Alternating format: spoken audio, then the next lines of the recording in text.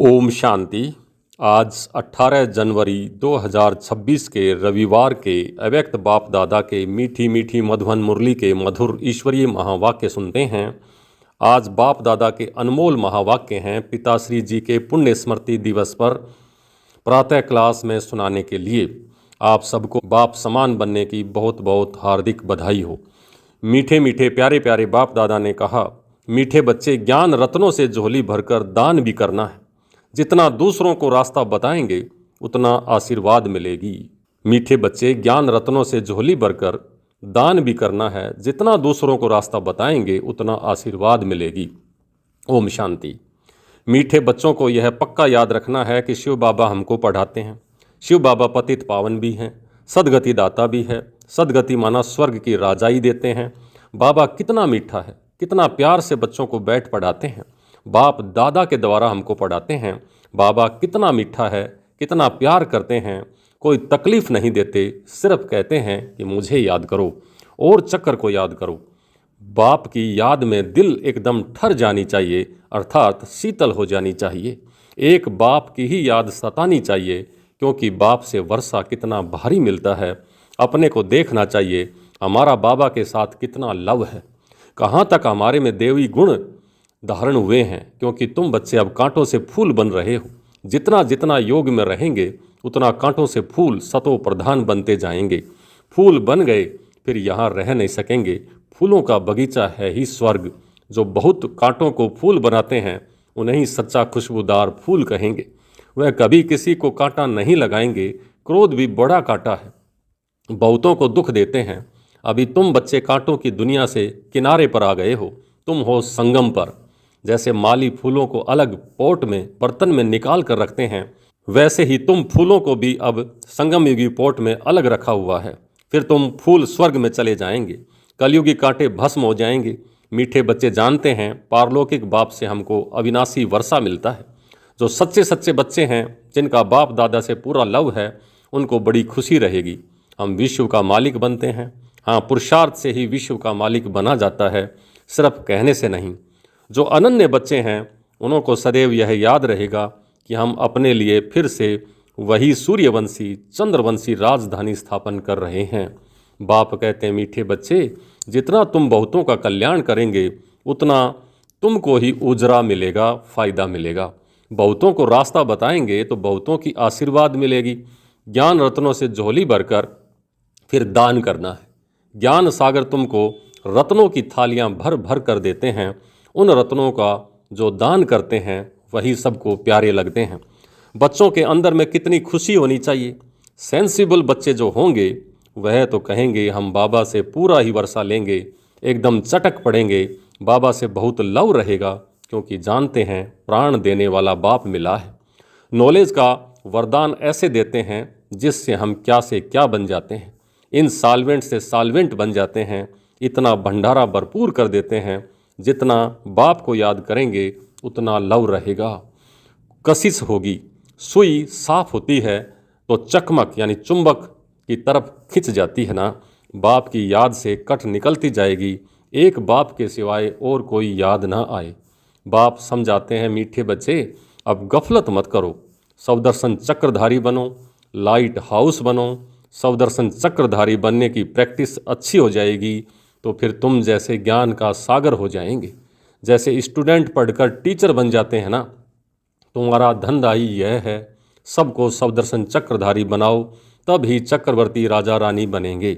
इसलिए बाबा सदैव बच्चों से पूछते हैं, सवदर्शन चक्रधारी होकर बैठे हो? बाप भी सवदर्शन चक्रधारी है ना। बाप आए हैं तुम मीठे बच्चों को वापिस ले जाने। तुम बच्चों बिगैर हमको भी जैसे बेआरामी होती है। जब समय होता है तो बेआरामी हो जाती है। बस अभी हम जाऊं। बच्चे बहुत पुकारते हैं, बहुत दुखी हैं, तरस पड़ता है। अब तुम बच्चों को चलना है घर। फिर वहाँ से तुम आपे ही चले आएंगे सुख धाम में। वहाँ मैं तुम्हारा साथी नहीं बनूंगा। अपनी अवस्था अनुसार तुम्हारी आत्मा चली जाएगी। जितना तुम बच्चे बाप की याद में रहेंगे उतना दूसरों को समझाने का असर होगा। तुम्हारा बोलना जास्ती नहीं होना चाहिए। आत्म अभिमानी हो, थोड़ा भी समझाएंगे तो तीर लगेगा। बाप कहते हैं, बच्चे, बीती सो बीती, अब पहले अपने को सुधारो। खुद याद करेंगे नहीं तो दूसरों को कहते रहेंगे। यह भी ठगी चल नहीं सकती। अंदर दिल ज़रूर खाती होगी। बाप के साथ पूरा लव नहीं है तो सिरमत पर चलते नहीं हैं। बेहद के बाप जैसी शिक्षा तो और कोई दे न सके। बाप कहते हैं, मीठे बच्चे, इस पुरानी दुनिया को अब भूल जाओ। पिछाड़ी में तो यह सब भूल ही जाना है। बुद्धि लग जाती है अपने शांति धाम और सुख धाम में। बाप को याद करते करते बाप के पास चले जाना है। पतित आत्मा तो जा न सके, वह है ही पावन आत्माओं का बाप और पावन आत्माओं का घर। यह शरीर 5 तत्वों से बना हुआ है, तो 5 तत्व यहाँ रहने के लिए खींचते हैं, क्योंकि आत्मा ने यह जैसे प्रॉपर्टी ली हुई है, इसलिए शरीर में ममत्व हो गया है। अब इससे ममत्व निकल जाना है, अपने घर जाना है। वहाँ तो यह 5 तत्व है नहीं। सतयुग में भी शरीर योग बल से बनता है, सतो प्रधान प्रकृति होती है, इसलिए खींचती नहीं, दुख नहीं होता। यह बड़ी महीन बातें हैं समझने की। यहाँ 5 तत्वों का बल आत्मा को खींचता है, इसलिए शरीर छोड़ने की दिल नहीं होती है। नहीं तो इसमें और ही खुश होना चाहिए। पावन बन शरीर ऐसे छोड़ेंगे जैसे मक्खन से बाल। तो शरीर से सब चीज़ों से ममत्व एकदम मिटा देना है। इससे हमारा कोई कनेक्शन नहीं है। बस हम जाते हैं बाबा के पास। इस दुनिया से अपना बैग बैगेज तैयार कर पहले से ही भेज दिया है। साथ में तो चल न सके, बाकी आत्माओं को जाना है। शरीर को भी यहाँ छोड़ देना है। बाबा ने नए शरीर का साक्षात्कार करा दिया है। हीरे जवाहरातों के महल मिल जाएंगे। ऐसे सुख धाम में जाने के लिए कितनी मेहनत करनी चाहिए, थकना नहीं चाहिए। दिन रात बहुत कमाई करनी है। इसलिए बाबा कहते हैं, नींद को जीतने वाले बच्चे माँ में कम याद करो और विचार सागर मंथन करो। ड्रामा के राज को बुद्धि में रखने से बुद्धि एकदम शीतल हो जाती है। जो महारथी बच्चे होंगे वो कब हिलेंगे नहीं। शिव बाबा को याद करेंगे तो वह संभाल भी करेंगे। बाप तुम बच्चों को दुख से छुड़ाकर शांति का दान देते हैं। तुमको भी शांति का दान देना है। तुम्हारी यह बेहद की शांति अर्थात योग बल से दूसरों को भी एकदम शांत कर देंगे। तुम बाप की याद में रहकर फिर देखो यह आत्मा हमारे कुल की है या नहीं। अगर होगी तो एकदम शांत हो जाएगी। जो इस कुल के होंगे उन्हों को ही इन बातों में रस बैठेगा। बच्चे याद करते हैं तो बाप भी प्यार करते हैं। आत्मा को प्यार किया जाता है, यह भी जानते हैं। जिन्होंने बहुत भक्ति की है वही जास्ती पढ़ेंगे। उनके चेहरे से मालूम पड़ता जाएगा कि बाप में कितना लव है। आत्मा बाप को देखती है। बाप हम आत्माओं को पढ़ा रहे हैं। बाप भी समझते हैं कि हम इतनी छोटी बिंदी आत्मा को पढ़ाते हैं। आगे चल तुम्हारी यह अवस्था हो जाएगी। समझेंगे हम भाई भाई को पढ़ाते हैं। शकल बहन की होते हुए भी दृष्टि आत्मा की तरफ जाए, शरीर पर दृष्टि बिल्कुल न जाए। इसमें बड़ी मेहनत है। यह बड़ी महीन बातें हैं, बड़ी उच्च पढ़ाई है। वजन करो तो इस पढ़ाई की तरफ बहुत भारी हो जाएगा। अच्छा, मीठे मीठे सिकलिधे बच्चों प्रति माता पिता बाप दादा का याद प्यार और गुड मॉर्निंग। रूहानी बाप की रूहानी बच्चों को नमस्ते। हम रूहानी बच्चों की रूहानी बाप दादा को याद प्यार, गुड मॉर्निंग और नमस्ते। नमस्ते मीठे बाबा, बहुत बहुत शुक्रिया आपका। कुछ अव्यक्त महावाक्य। महावीर बच्चों के संगठन की विशेषता, एक रस एक टक स्थिति। महावीर बच्चों के संगठन की विशेषता, एक रस एक टक स्थिति। 9/12/1975 के रिवाइज महावाक्य हैं। महावीर अर्थात विशेष आत्मा। ऐसे महावीर विशेष आत्माओं के संगठन की विशेषता वर्तमान समय यही होनी चाहिए कि जो एक ही समय सबकी एक रस एक टक स्थिति हो। अर्थात जितना समय जिस स्थिति में ठहरना चाहें उतना समय उस स्थिति में संगठित रूप में स्थित हो जाएं। संगठित रूप में सबके संकल्प रूपी अंगुली एक जैसी हो। जब तक संगठन की यह प्रैक्टिस नहीं है तब तक सिद्धि नहीं होगी। संगठन में अभी ऑर्डर हो कि 5 मिनट के लिए व्यर्थ संकल्प बिल्कुल समाप्त कर बीज रूप पावरफुल स्थिति में स्थित हो जाओ, एक रस स्थिति में स्थित हो जाओ, तो ऐसा अभ्यास है। ऐसे 1 सेकंड में स्थित हो सकते हैं। ऐसे नहीं कोई मनन करने की स्थिति में हो जाए, कोई रूह रिहान कर रहा हो, कोई अव्यक्त स्थिति में हो, ऑर्डर है बीज रूप होने का और कर रहे हैं रूह रिहान, तो ऑर्डर नहीं माना ना। तो ये अभ्यास तब होगा जब पहले व्यर्थ संकल्पों की समाप्ति करेंगे। हलचल होती ही व्यर्थ संकल्पों के कारण। इन व्यर्थ संकल्पों की समाप्ति के लिए अपने संगठन को शक्तिशाली व एक मत बनाने के लिए कौन सी शक्ति चाहिए? इसके लिए एक तो फेथ, विश्वास, दूसरा समाने की शक्ति चाहिए। संगठन को जोड़ने का धागा है फेथ यानी विश्वास। किसी ने जो कुछ किया, मानो गलत भी किया, लेकिन संगठन प्रमाण, अपने संस्कारों प्रमाण व समय प्रमाण उसने जो किया उसका भी जरूर कोई भाव अर्थ होगा। संगठित रूप में जहाँ सर्विस है वहाँ उसके संस्कारों को भी रहम दिल की दृष्टि से देखते हुए संस्कारों को सामने न रख, इसमें भी कोई कल्याण होगा। इसको साथ मिलाकर चलने में ही कल्याण है। ऐसा विश्वास, ऐसा फेथ जब संगठन में एक दूसरे के प्रति हो तभी सफलता हो सकती है। पहले से ही व्यर्थ संकल्प नहीं चलाने चाहिए। जैसे कोई अपनी गलती को महसूस भी करते हैं लेकिन उसको कभी फैलाएंगे नहीं बल्कि उसे समाएंगे। दूसरा उसको फैलाएंगे तो भी बुरा लगेगा। इसी प्रकार दूसरे की गलती को अपनी गलती समझ फैलाना नहीं चाहिए। व्यर्थ संकल्प नहीं चलाने चाहिए बल्कि उन्हें भी समा लेना चाहिए। इतना एक दो में विश्वास हो, फेथ हो। स्नेह की शक्ति से ठीक कर देना चाहिए। जैसे लौकिक रीति भी घर की बात बाहर नहीं करते हैं ना, नहीं तो इससे घर की ही नुकसान होता है। तो संगठन में साथी ने जो कुछ किया उसमें ज़रूर रहस्य होगा। यदि उसने रोंग भी किया तो भी उसको परिवर्तन कर देना चाहिए।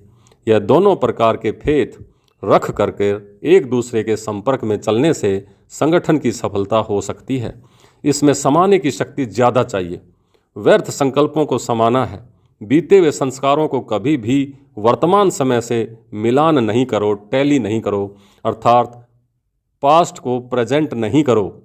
जब पास्ट को प्रेजेंट में मिलाते हो तब ही संकल्पों की लंबी लाइन लग जाती है, और जब तक यह व्यर्थ संकल्पों की लाइन क्यों है तब तक संगठित रूप में एक रस स्थिति हो नहीं सकती। दूसरे की गलती सो अपनी गलती समझना, ये है संगठन को मजबूत करना।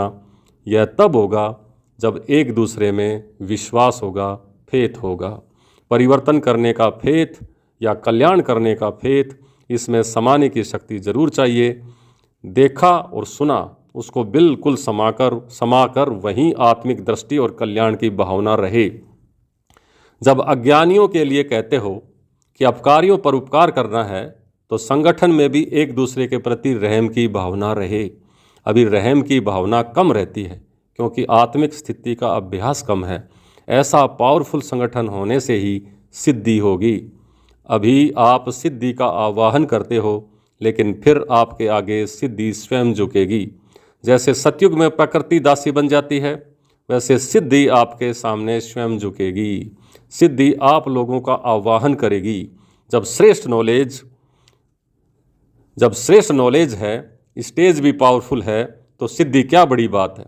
सदा काल एक रस स्थिति में रहने वालों को सिद्धि प्राप्त न हो, ये हो नहीं सकता। लेकिन इसके लिए संगठन की शक्ति चाहिए।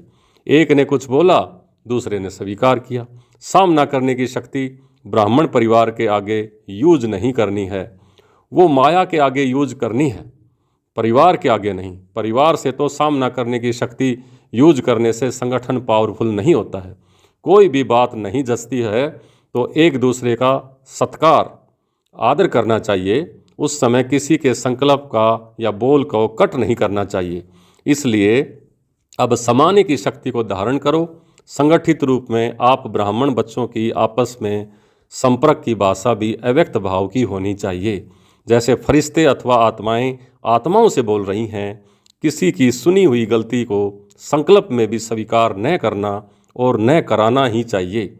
ऐसी जब स्थिति हो तभी बाप की जो शुभ कामना है संगठन की, वह प्रैक्टिकल में होगी। इसके लिए विशेष पुरुषार्थ अथवा विशेष अनुभवों की आपस में लेन देन करो। संगठित रूप में विशेष योग के प्रोग्राम चलते रहें तो विनाश ज्वाला को भी पंखा लगेगा।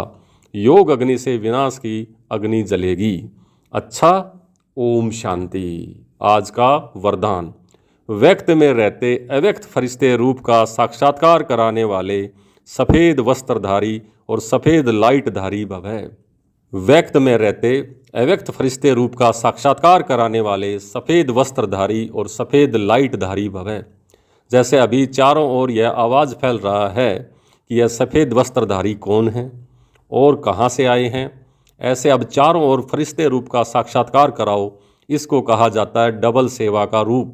जैसे बादल चारों ओर छा जाते हैं, ऐसे चारों ओर फरिश्ते रूप से प्रकट हो जाओ। जहाँ भी देखें तो फरिश्ते ही नजर आएं, लेकिन यह तब होगा जब शरीर से डिटैच होकर अंतर्वाक शरीर से चक्कर लगाने के अभ्यासी होंगे, अर्थात सूक्ष्म शरीर से चक्कर लगाने के अभ्यासी होंगे। मनसा पावरफुल होगी। आज का स्लोगन, सर्व गुणों व सर्व शक्तियों के अधिकारी बनने के लिए आज्ञाकारी बनो।